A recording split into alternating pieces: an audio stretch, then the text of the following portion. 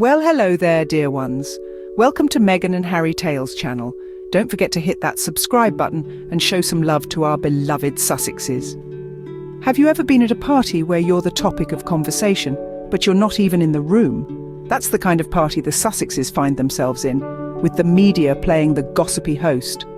The British media, with their relentless scrutiny and criticism, have turned the Sussexes into their favourite talking point.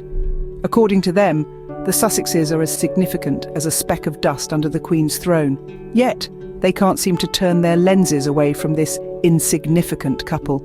A day hardly goes by without a headline, a tweet, or a blog post about Harry and Meghan. The paradox is both hilarious and bewildering. Let's take Richard Eden at the Daily Mail, for instance.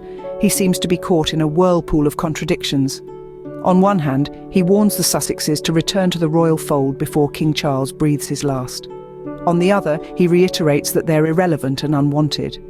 It's as if he's whispering sweet nothings in one ear and shouting insults in the other. 4.5 years later, the narrative hasn't changed, and the media's record keeps spinning the same old tune. It's like a poorly written script of a play, where the characters are stuck in a loop, repeating the same lines over and over again. The Sussexes, on their part, have been living their lives, seemingly unperturbed by the media's tirade. They've been in sunny California for more than 4 years, creating a world of their own, far away from the media's prying eyes. Yet the media's obsession with them continues unabated. Now, isn't it peculiar how they claim the Sussexes are irrelevant, yet can't seem to stop talking about them? Our dear Sussexes have been living in sunny California for over 4 years now. Their departure from the royal family, a move that shocked the world back in early 2020, has been a journey marked by resilience, and dare I say, liberation. Their decision to move across the pond was not just a geographical shift, but a monumental leap into a life they chose for themselves. A life away from the restrictions of royal duties, away from the relentless scrutiny of the press, and most importantly, a life that they could shape according to their own values and aspirations. Since their move, Meghan and Harry have not been idle. They've embarked upon numerous initiatives and projects, making their mark not just in the entertainment industry, but in philanthropy as well.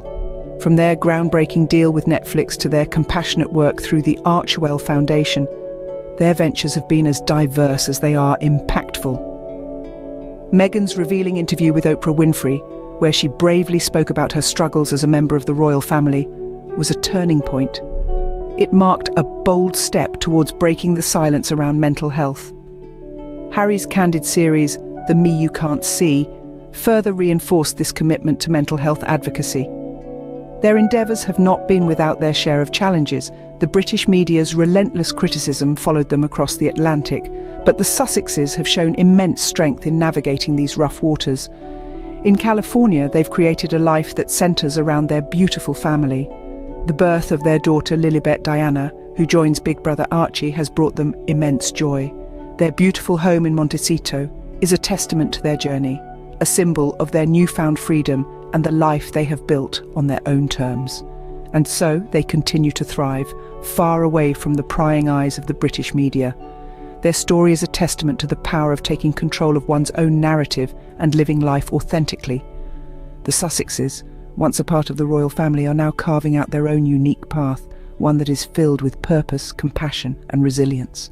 Meanwhile, the media insists that Harry and Meghan should return to the royal fold. A persistent drumbeat, a relentless chorus, echoing from every corner of the British press.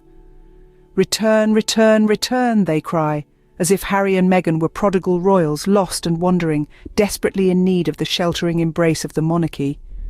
The media narrative spins a world where the Sussexes are adrift without the royal family.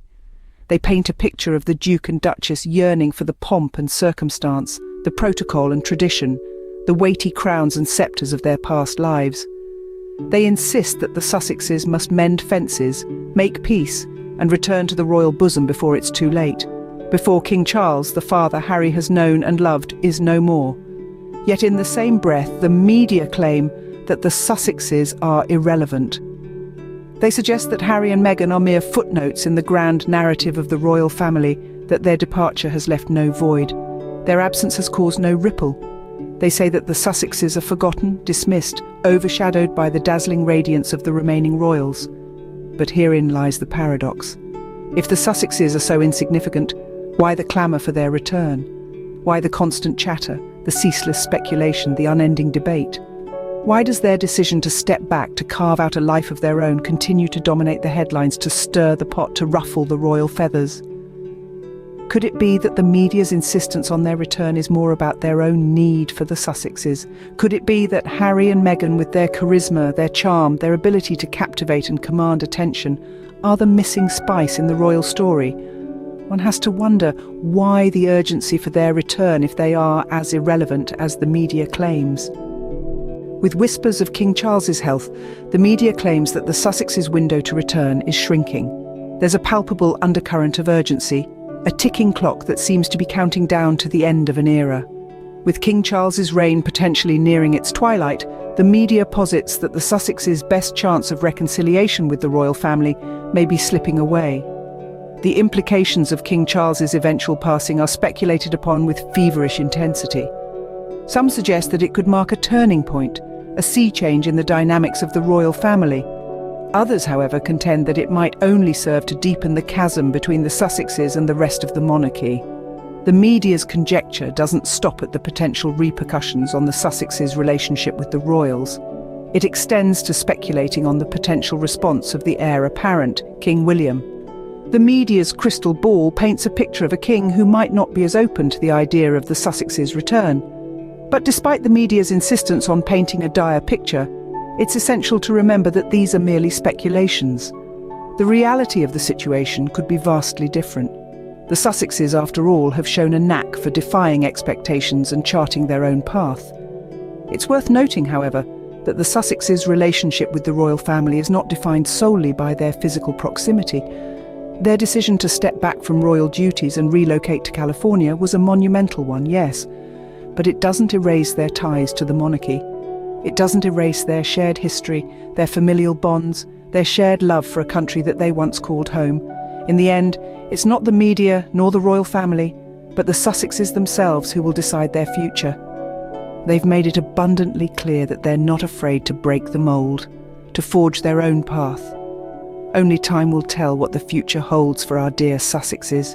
Despite the media's clamour, Harry and Meghan seem to be content with their current path. This is the mantra that the Sussexes seem to live by, a testament to their resilience and determination to carve out their own destiny. The media continues to insist on their return to royal life like a broken record. The narrative is as predictable as it is relentless. But the Sussexes, they remain unfazed. Harry and Meghan's response to the media's incessant calls for their return has been nothing short of admirable. They have chosen to communicate their thoughts not through words, but through actions. And their actions speak volumes. Meghan's continued success as an author, Harry's profound impact through his mental health initiatives, and their collective influence through their non-profit organisation Archewell are the Sussexes' grand retort. They have found their happiness and success in their new life, away from the constraints of royal duties and the relentless scrutiny of the British media. They have chosen to live in the sunshine state of California, where they have built a life centred around their family and their passion for positive change. Their stunning Montecito mansion with its 11 million bathrooms is a far cry from the royal palaces they once called home. It's their sanctuary, a testament to the life they have built on their own terms. And what about the media's insistence on their return? The Sussexes' response is simple and eloquently silent. They let their thriving new life do the talking. They let their continued success and happiness serve as their reply. They let their laughter, echoing through the halls of their sprawling mansion, drown out the media's cries for their return. And so they laugh in their mansion with 11 million bathrooms, seemingly unbothered by the media's cries for their return. The Sussexes' response is a lesson in resilience, a testament to the power of forging your own path.